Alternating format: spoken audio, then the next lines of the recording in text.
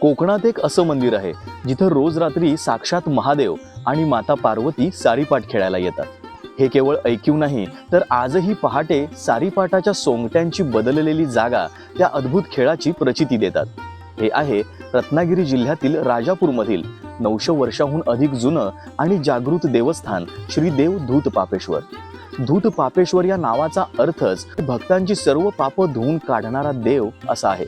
एका भक्ताच्या हातून झालेल्या जखमेमुळे प्रकटलेलं हे स्वयंभू शिवलिंग आजही त्या अलौकिक इतिहासाची साक्ष देतंय. मंदिराच्या गाभाऱ्यात प्रवेश करताच तिथली शांतता आणि ती ऊर्जा आपल्याला दैवी अनुभव देते.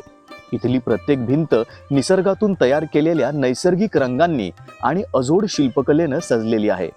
जर तुम्ही शिवभक्त असाल तर या जागृत स्थानाला भेट द्यायलाच हवी.